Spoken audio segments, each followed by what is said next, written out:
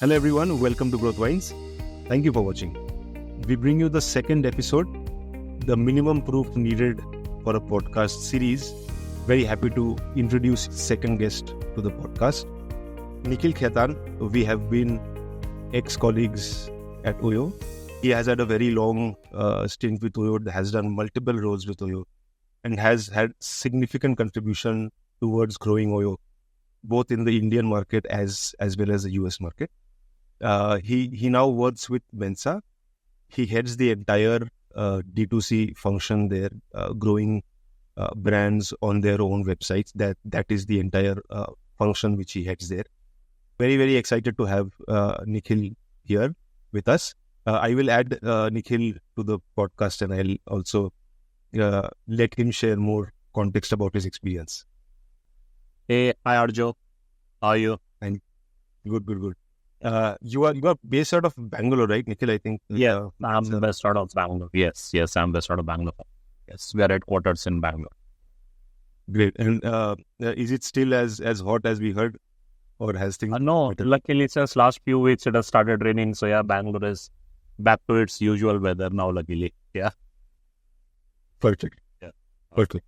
Great. So why don't you probably take some time, Nikhil, and just share more context about your experience with our views? Yeah, sure. Thanks, Arjo, for having me over on your podcast. So, hi everyone. My name is Nikhil Khaitan. I'm currently part of core team of Mensa brands. I lead the overall D2C business across all the brands. Plus, I also lead the home cluster for Mensa.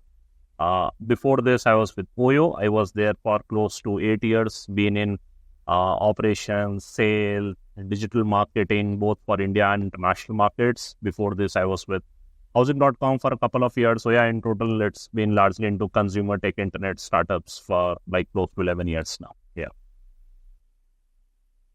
Perfect. So why this is also exciting for me is because like me, Nikhil was in business roles prior to this. So he was doing a bit of sales and other things as well. And then he moved to the growth ecosystem. And that actually, my understanding is that brings a different mindset to the table, which I feel is needed in a growth kind of a role.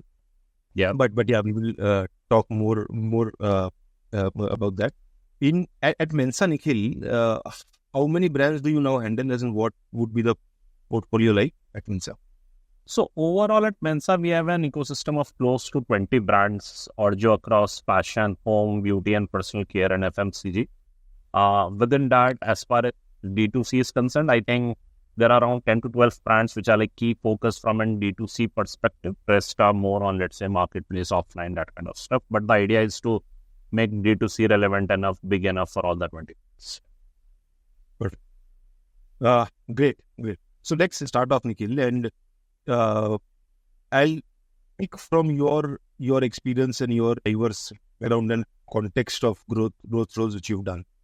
You were part of the core growth team for the Indian market. Then after that, you also started driving growth for US, right? So India, as we know, for Oyo primarily is an app business, whereas for US it turned out to be completely different, and probably you can share more on that journey as well. We started off thinking app first, maybe because of India, and then we realized quickly that probably a website-driven plan would work better, right? And now you are driving growth for Mensa, where my understanding is, and I can be wrong, that it is entirely website-driven. There probably might not be an app which a D2C brand has. That is my understanding. And please, no, that's correct. Yeah, that's correct, Arjo. Yeah. Right. So, I think very different experiences you had. So let's start off with understanding from you, how is app acquisition, as in user acquisition on the app, different from acquisition or probably growth for that matter on websites? Yeah, Arjo. Thanks. I think this has been a very interesting learning as well for me, as you said, like transitioning from an India, which is a app and within app as well as a very Android heavy market, from there transitioning to US and then to a different D2C ecosystem, which is now, let's say, 100% web sort of a thing. So it has been an interesting learning, and the acquisition strategy is also very, very different, to be honest. So, for example, I'll say in app, even if you have got a sign up, maybe someone has installed an app and they have just signed up and even not made a purchase. You may not call it like you've acquired the user, but still in some way it has been fairly deep in the acquisition journey, and then through all other channels, be it like a notifications or an SMS or whatever, at least you have users number, user have engaged with your brand meaningfully. So you can still hope for, or at least try to influence the user to make a transaction maybe in the immediate future. While for an website sort of a thing, even if the purchase or the transaction has happened in the first journey, that is when you've acquired the user. When if a user has come to your website, has maybe spent maybe good 20-30 minutes, have browsed through your products, but has not made a purchase, have not added anything to the cart, this user is as good as like any other user. You have not acquired the user. You might target, remarket him to different Meta, Google channels, etc. But at end of the day, you have still not acquired the user. So I think that becomes a very, very big difference around how do you optimize your campaigns, what are the big levers around those campaigns, etc., etc. So for example, it's always a very widely debated thing, because let's say only maybe 1.5 to 2% of a user typically converts. So how do we capture more information about those 98%? Should we have an email sign up pop up, something of that sort of a thing, which you will never even think in a in an app journey actually. Correct. So that kind of things, then you start playing around, so that becomes a very important thing. Conversion, how do you optimize your website for conversion?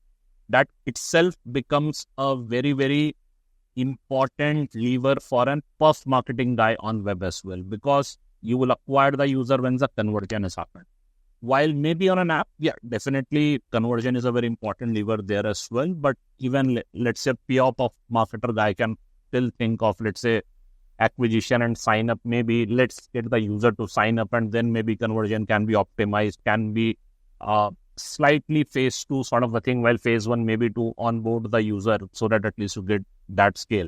But that does not happen in web. So the perf marketing side and conversion rate optimization actually both integrates much closely in a web journey versus purely on an app journey sort of thing. So this, I think, have been a fairly interesting learning for me. And as well as far as channels are concerned, I think, at least going by my experience, for us, Google USC campaigns and those kind of campaigns work really well for us. And Google has optimized those campaigns over time in such a way, I think you know just what buttons to press. There is some bit of creative, some bit of geolocation targeting, etc. Those we need to do, and it fairly used to work. While as far as web is concerned, I think the channels are much more diverse.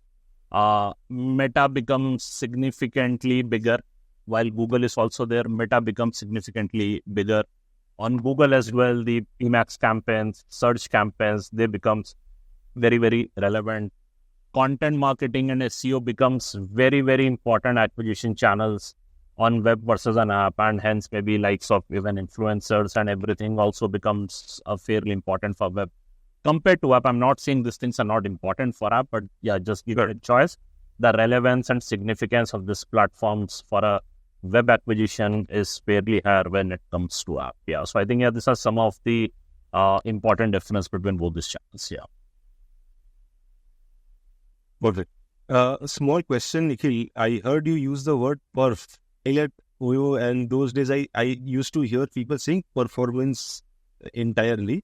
But I have a hypothesis as to what kind of people use the word perf. But I will ask you, from where have you picked up this term, if you can remember? I don't know. So yeah, I agree. At OYO, we used to use performance marketing, etc. But I think I picked it at Mensa only. I don't remember the incident or maybe the person. I think perf marketing is something which is very relevant and used widely here across for all the channels. Like we call it perf marketing. Correct. I actually heard it from someone who's a friend who's ex-HUL. And I heard another HUL person say this. From there, I've been thinking. After that, I heard another person say this. And all of them have been ex-HUL, and I probably thought that it's a term which has come from that ecosystem. Maybe. Yeah. Great. Yeah. Well, absolutely makes sense. And for example, if you take SEO and you mentioned several other things for SEO, for example, and if someone is thinking of user acquisition as the goal, then if the product is app, you do SEO, you get the person on your website, and from there the person goes on to install the app. That journey is very broken. That Correct. conversion is very low, and I have done this analysis for a few brands where it turned out that at this point in time, given the amount of time and resources you have, SEO is not the best choice. Absolutely. 100% agree, Arjun. Yeah. Correct. Great. So let's deep dive a bit on content, Nikhil, because it seems that increasingly it is becoming more and more important. Yeah. Most of the platforms, as you mentioned, Google USC hardly gives you any lever to optimize on, right? And it is doing the same, trying the same with Google PMax. Yes. Right. Meta also has similar products in place, although it still allows you to do stuff manually. Yeah. With that context, I think, and I'm sure everyone will also agree that content is becoming super critical. Yes. Absolutely.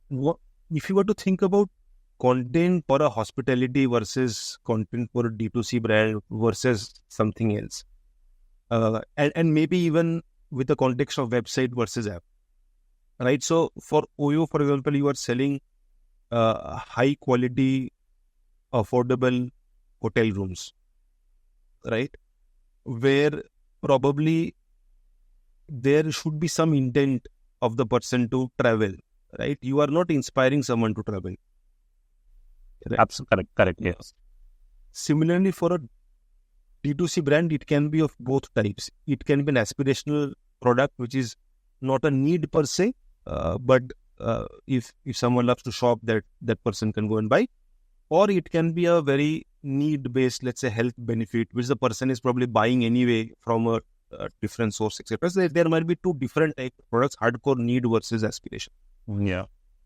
With this background, Nikhil, when someone thinks of content, and this answer can be phase-wise. So in phase 1, this phase 2, that a lot of ad formats basically just use your catalog really well, right? And if you focus on the quality of your catalog content, catalog images, that itself solves much of the use case with respect to content on your ads as well, right? There are cases when you will also need to do some amount of video ad production to explain what the product is about, etc. If it's not a very clear item which the user is searching for. Yes. Might be different for a hospitality industry also. So how do you think about content, and what would you say or tell founders today when they think about content for their respective businesses? How should they approach it? When is it the right time to think about video content? When not needed? When your existing product images itself will solve for content? Understood. Yeah, Arjo, very relevant question on this. So I'll say, see, video, if you'll ask me at what stage we should invest in a video content, I think maybe with the evolving landscape and how meta everything is also evolving, I think there is no phase 1 to it. Video is as important, like it's like a phase 0 sort of a thing. You should go, the scale, the quality, the amount of content can change over different phases and different scale of your business. But I think the video production, the content production per se has to start, let's say, if may not from the day of inception of the brand, but maybe in a month or 2 time for sure. See, the catalog ads, at least in my experience, what I've seen, the catalog ads works really, really well for categories which have very high depth of SKUs. For example, let's say a fashion brand where you will have, let's say, hundreds and thousands of catalog across different colors, sizes, and different sort of things. Okay, and there the catalog works really well because fashion is also, and I'm talking about usual fashion, like something like a shirt, t-shirt, denim, etc. It's not that you are Sure. letting people know a different sort of a utility of that product. People know what a shirt or a denim is used for. So basically, they need more depth in the scrolling. That what they there the USP itself becomes the kind of assortment you have, the depth of assortment you have. So there the catalog ads works really well. And how do you optimize that? The product quality, image, shoots, etc. That thing comes out well. But while for some other categories where the functionality of the products becomes your USP, and that is where will differentiate your product from some other product. Say, for example, I'm talking about our brand, let's say MyFitness, it's a peanut butter brand, okay? It's very important to communicate to user, like the utility of a protein. It's a protein-rich thing. It will solve the protein requirements in you. And while communicating that, you may also, there is a certain TG of users when you are scaling a brand who itself does not know why protein is important or what quantity of protein is important. So now to answer why protein is important, to why this product will solve your protein requirements, and what are maybe some typical biases or myths around a typically protein-rich product or a healthy product. Maybe it will not taste great, it will not, maybe can there be some other sort of effects and that kind of stuff, which may not come out on a catalog product. At a catalog, it's end of the day like a peanut butter box, and there is very limited kind of information which you can say. So on those type of products where there is, you need to sell a story, where you need to say what this product is about, why you need this product, etc., then it works. Then the video content, etc., works really, really, really well. I'll also give one more example, like one of our smartwatch brand, Pebble. Okay, we have seen there, we have tried catalog ads, etc. While those also work, I'll not say those do not work, but having a video ad which talk in detail about why this product is different, maybe from maybe a lot of other smartwatches in the market, really, really works. Because as a layman, everyone does not understand all the jargons and all the technicalities around maybe an electronic product. So when there is a video, when someone is talking about, these are the 3, 4, 5 key features, and this is how to use, and this will how it will make your life better, a layman understands that significantly better, and you can just maybe line a word or two on a catalog ad or a static image ad, which really does not help. So I think it's a lot of function of a product category you are in. Perfect. Very, very helpful, Nikhil. I think I absolutely concur with what you said. So which actually leads me to a very quick question on this. If an early stage founder was thinking about, and we all know, we broadly divide campaigns into two parts. We say one type of campaign is conversion campaign. Second type of campaign is brand awareness campaign. That is how we always typically divide our world to make things easier. Yeah. When should a person think about spending for an objective that is not purchase? Is that from day one? Would you still say that from day one some budget allocation should be done for an objective that is not purchase? Or is there a certain scale which a person should reach and then think about spending money for the objective that is, I think when I meant not purchase, not direct purchase, obviously. Correct. No, understood, Orjo, I think, to be honest, the right answer to this for me is also evolving, and we are seeing it across different brands, different product category, and different scales. So I'll not say that I really have been able to crack the right code that when it's that time, but few things which we have tried and what it has worked. When you are starting something from scratch, definitely you may need to start some of your meta ads, etc., where the goal is not maybe the immediate purchase, but maybe you have a slightly lower intent goal, or maybe slightly upper in the conversion journey, maybe like an add to cart. You can maybe start with add to cart, so that the goal is maybe you get sufficient add to carts, your upper funnel increases, so that over the time maybe more people knows, and then they start converting. So when definitely you are starting a brand where there is no traffic, nothing, I think then maybe starting some bit of spends with maybe a goal like an add to cart sort of thing really, really helps. But when a brand really scales, okay, I think awareness campaigns or a traffic campaign versus a conversion campaign, I think has to be thought correctly.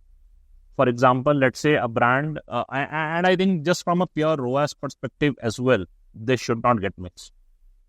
The goal of your performance marketing team, whose job is to drive sales, revenue, even if the team, let's say, decides for an experiment purpose that they want to spend 20% of their budget, let's say, on an awareness campaign, but that 20% of it at an overall channel level, that should still get accounted in the ROAS. It is not that, okay, this was an awareness campaign, so we should not see success as a ROAS. Let's now see the ROAS of only of the 80% of the campaign, because that 20% maybe is helping and fueling that ROAS only, and that is maybe the right way or the holistic way to see it. Ideally, what at least how we do, and I say it fairly works for the brand which has gained significant scale of that sorts. The brand marketing budget, where we spend through, let's say, an awareness or a reach sort of a campaign or an influencer sort of a campaign, we carve out a separate budget from that. And for pure performance marketing campaign, that is a separate budget. And all of my performance marketing currently goes in conversion only.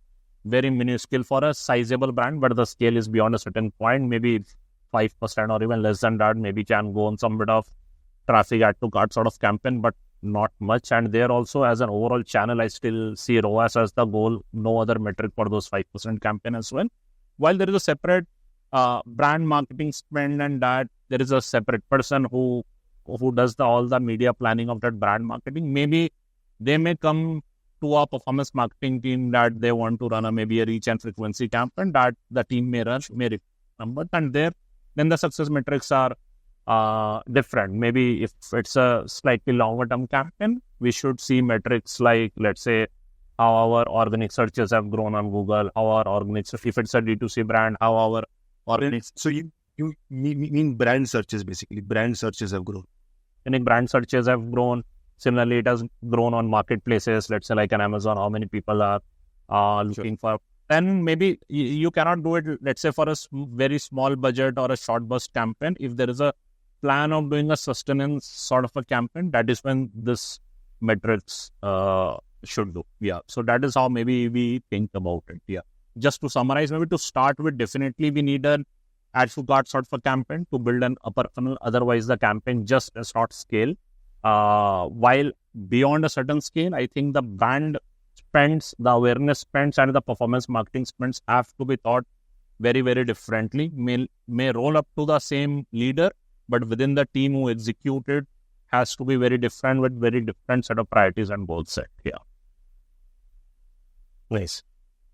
Great. But curious to know, Nikhil, what is the range of website revenue of your brands which you handle? So what would be the lowest number per month versus the highest number per month range, without going into obviously brand details? So I think there are a couple of brands where maybe from a D2C perspective, we have started recently, Orjo. Maybe let's say we have started as recent as last month. There is a brand, okay. So maybe there from scratch. So when the brand came to you, it did not have an online presence. Online in the sense, it's its own website presence. Yes. So for a lot of brands, actually, when Mensa acquired it, they didn't add an website presence. So for a lot of brands, the website presence has been built by Mensa. So within that, maybe one of the brand we have started the website journey as recent as last month. Okay. So there, as we have just started, so maybe the number of orders which we get currently is in maybe double digits sort of a thing per day. Okay. While there are brands which have been in our ecosystem and overall the journey has been there, and there we get like number of orders per day in few thousands. So I think that's the range from low double digit to maybe few thousand orders per day. That is maybe the range we operate in. Very nice. And a follow-up question on that is that, do you significantly have to change your mindset when you are thinking about these brands, when one brand is absolutely just starting off and there is another brand which is at 1,000 orders per day? Do you really have to, kind of think about different thought process, mindset? Absolutely. I think the brands which are at a scale there, I think the P0 thing, I'll not say only this, but I think the P0 thing will definitely the efficiency of the campaigns, the ROAS of the campaigns. I think that has to hold, and within that time we need to scale. So that aspiration and push for scale is definitely there, but that has to hold. While for a campaigns we have just started, maybe where we are doing, let's say, double-digit orders, for example, there we should not, or currently we do not dwell that much upon the efficiency side of it. The thing is, at least let it come to a meaningful scale, and then maybe we'll think about the efficiency. It doesn't mean that like we have like just splurged the money which we have, but I think the meaningful delta which you can create maybe by optimizing your campaign by 10-20% will not move the needle at an overall org level. So instead of maybe dwelling too much upon it, that why the ROAS has dropped, let's say, by a 10-15%, how can we improve that, etc. How can we scale it further in the right meaningful way, etc. Those kind of, so that is one clear difference between the mental model and what kind of things we do. The number of campaigns will be slightly limited on a newer brand right now, because you need to put more money in limited campaigns so that they come out of learning in a shorter span of time. While campaign at scale, definitely maybe the low hanging fruits are, most of them are plugged. So now maybe the idea beyond what more can be done, so that maybe slightly more deep thinking sort of things is needed a bit more there. Whatever things have worked, maybe you can just experiment some of those things in a newer brand, but for there maybe you need the deeper thinking or sort of that things that really come. Yeah. Perfect. Great. So let me now take you back to your days, Nikhil, to time when you were handling the US market. Yeah. So, and before that, you have been an integral part of the India growth team also. So, and India was obviously operating at a massive scale, right? Yeah. With, probably weekly, daily reviews with many different types of stakeholders, right? But US obviously was very different, where things was just probably set up and things were getting built. So first question on that is, Nikhil, when a person based out of India has to drive growth for the US market, right, acquire consumers there, what are the essential things you feel that one should pick up on? That this is the minimum research you should do, right? This is what you should look at, or this is the mindset change you should bring about, right, while you are thinking about growing in the US. Yeah, I think, Arjo, the most important thing which a person or which maybe a marketer based out of India need to do when is not only doing US, I think any of the international market, is to unlearn and maybe not his own biases as a consumer or as a marketer should not come in between when he's doing those things. And I think this thing we have learned, and as you also to start with, when you said that we started with an app first sort of an approach, and then over time what we realized, I think that has been the biggest learning while building some of the things in the international markets, because for multiple reasons, I think the platform which your TG uses in that market can be very, very different. For example, India is a very Android heavy Android phone market, and that too within like people prefer apps. US, it is a very iOS sort of a market there, and within that, just I think it's a very category specific thing. But as far as our category was concerned, people were very web friendly, web heavy, and to our surprise, they were also very comfortable in making just a call and not just transact on app and website. So that was also, I think, platforms are very, very different. That is one important thing. The use cases of the TG will be very different, and depending on the use cases, the kind of platform and the kind of user journey the user will get into will be very, very different. For example, like in US, the kind of assets which we had, the kind of hotels which we had, were more suited for road tripper sort of people who were traveling, people who were on the move, etc. So the user journey there was people was traveling, they just need a room to crash for the night, take some rest and that kind of stuff. So they are on the move. They'll just maybe start their journey from Google maybe and search something like a hotel near me or motel near me, whatever they'll call. And because they are driving, just making a phone call becomes a lot more easier for them than maybe downloading an app, going through stuff, etc., etc. So just because the kind of EG which we had, this user journey looks very, very intuitive. Even if I am traveling on in road as well, and if I need to book a hotel for whatever reason, maybe my journey would be very similar. But the kind of TG which we had in India or which we have in India at Oyo is very different from this.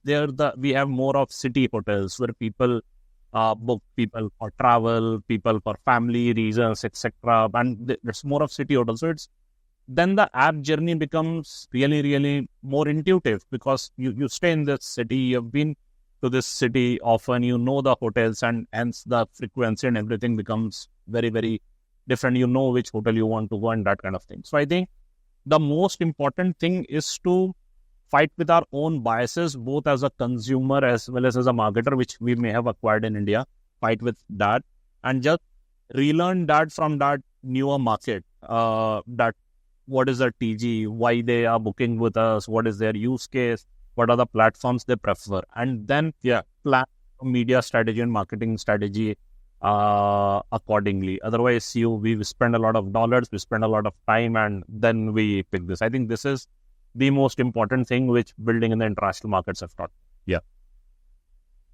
Yeah, absolutely agree, Nikhil. And I also wanted to share some experiences which I had. Similar, as in while we were setting up Oyo direct channels in Malaysia. I remember Malaysia and in the US and several other markets also, but these are the two ones which I remember now. Yeah, and we are trying a bunch of things, right? And there were several ideas being floated, several things we heard from people that this is what we should do. Many things were trying, but things were not working out, right? So finally, I took a call that I should probably learn more, not just sitting in India and trying to switch on one or two campaigns and levers and try and hope that things will work without even understanding who the consumer is or who is actually staying with you. What are they doing? Where do they book? What is their behavior like? How often do they book? None of this was available. And after I visited the markets, I actually planned and stayed for 2 or 3 weeks, just going and staying at the hotels, just interacting with the hotel manager. That itself gave me so much confidence when I got to know who the user is, what they are doing, how to the book, speaking to consumers themselves, and trying to learn. I think that itself gave me so much confidence. It'll probably be difficult for me to explain how I use those insights to switch on certain growth levers. But at least knowing the consumer gave me so much of confidence that after that, working becomes much, much simpler. Absolutely. Correct, Rajat. Yes. Perfect. Very, very helpful. From a team structure perspective, Nikhil, and this is a field which has been dear to me a lot, because at Oyo I have really thought about this in detail, right? And to be honest, at that point in time, I was probably not that well equipped from an expertise perspective. I was still learning, right? But as what every early stage company does to you, that it puts you in a place which you are uncomfortable with, and pushes you to think and probably find out answers, ask other people and find out. That is what I was trying to do and learn. And team structure is a piece which was very dear to me in terms of the amount of research I had done. So from your perspective, when you are doing growth for the US, what are the functions which you kind of had in the team, And how did you think of that structure, as in whom to hire here, whom to have in the US? How did that structure come about? So, Arjo, I think the structure was not very different from maybe a typical growth any team. I think I'll just maybe, so I had a performance marketing team. It had a bunch of like 2 to 3 folks managing different channels.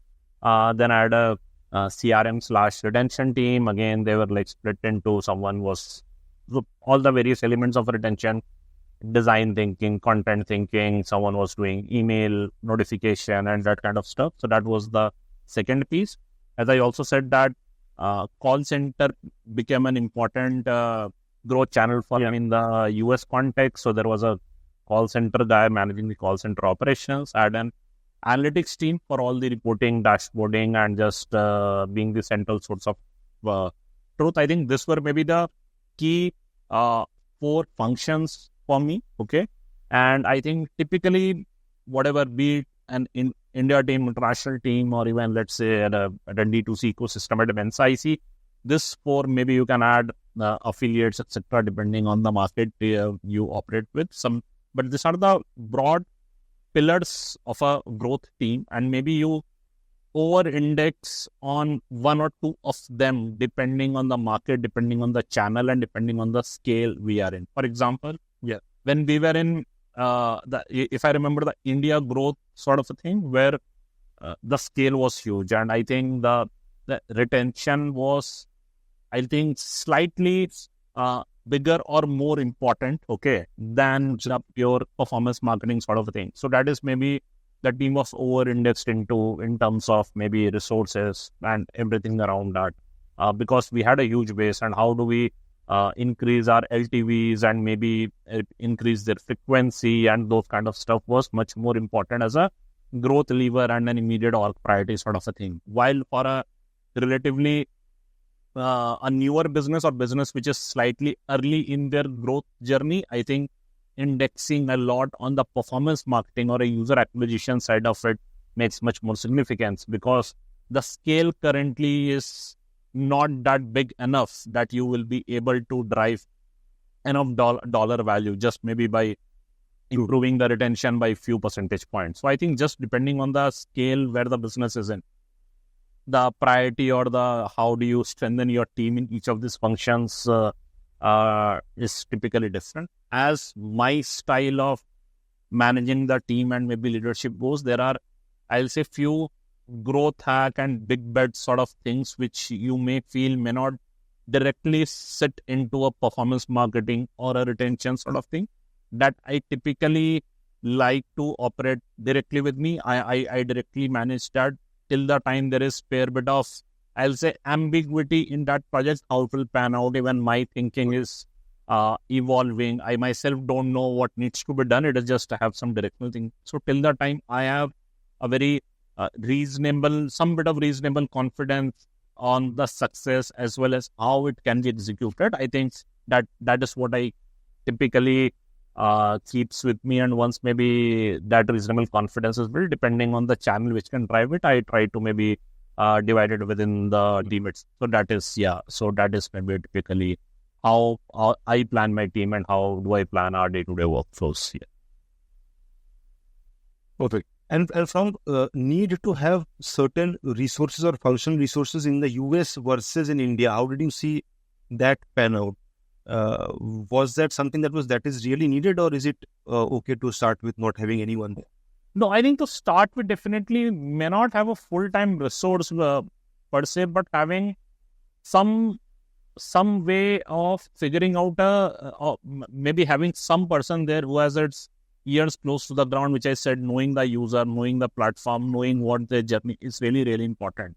I think at least may not be a full-time resource per se, but having maybe may not be a full-time performance marketer or marketing team resource per se, but let's say if there is some bit of channel through which you can get those insights is really, really important. So for us at Oyo, maybe the BD team or the kind of business you are in for at Oyo, portal partners were also a good source of information for us. Their BD team was definitely there, etc. Those kind of stuff. So definitely that is a key role, which is a consumer research and the kind of insights which you can get from someone who's directly on the ground versus maybe a Google research or that kind of stuff. I think there is no just comparison to it. Yes.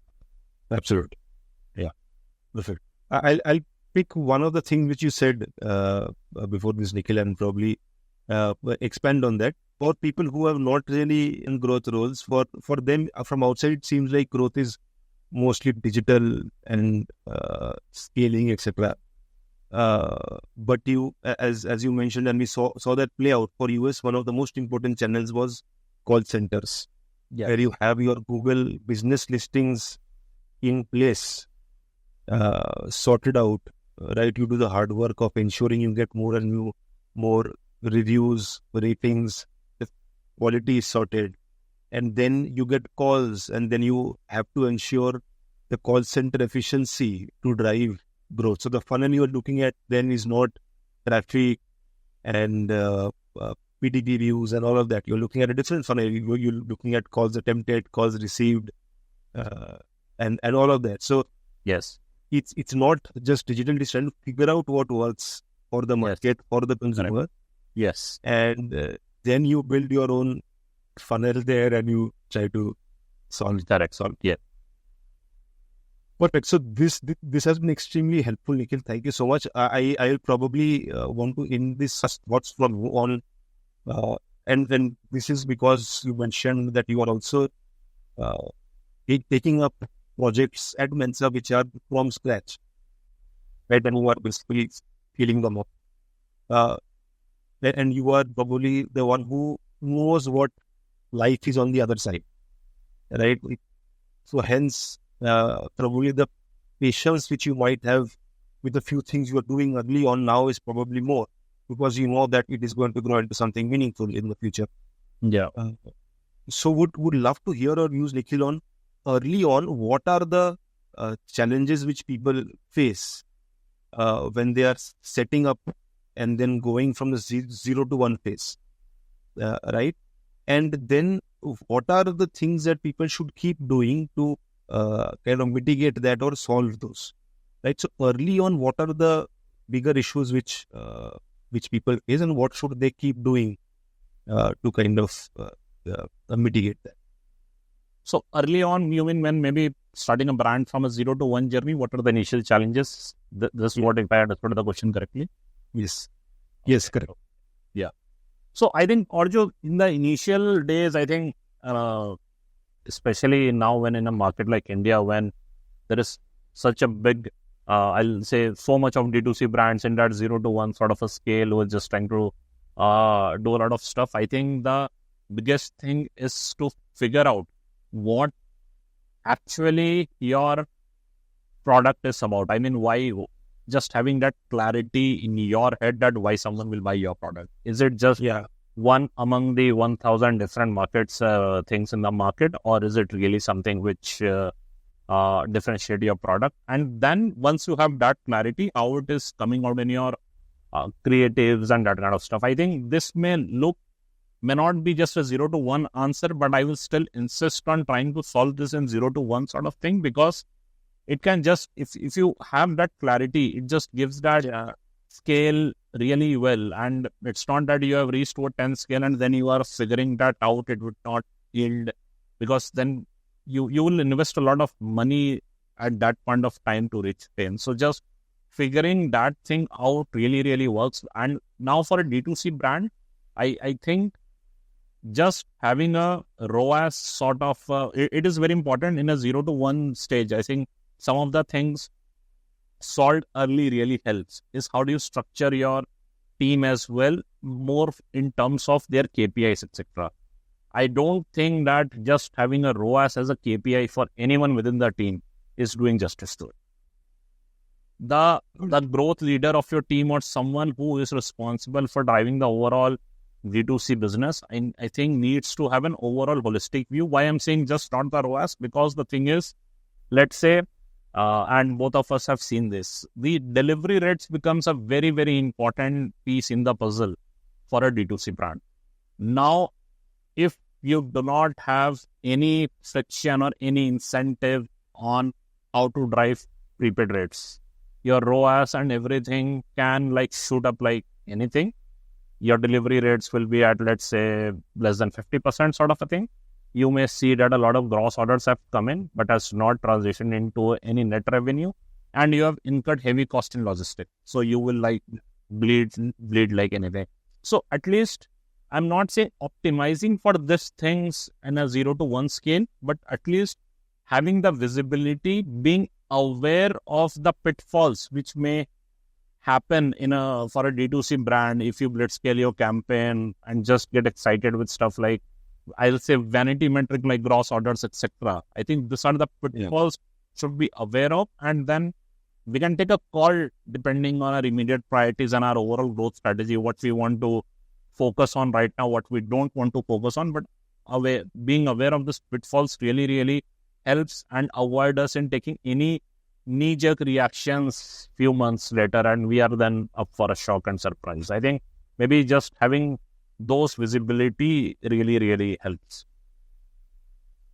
Perfect. So have that clarity on what your product stands for and what problem it is. And why everyone says this, in my experience of talking to so many founders, I also realized that many people do not really know this. Absolutely. And this is the same. This is akin to what I was saying when I went to the US or Malaysia to really understand who the user, who's staying in the hotel. Correct. Who is that person? Correct. So that gives you that amount of confidence. Right? It's probably difficult to exactly say how that translates into actions, but that mindset you develop and that confidence and the clarity you get, as you were saying, okay, that this is what it is. Right? And second, to not have only a marketing lens,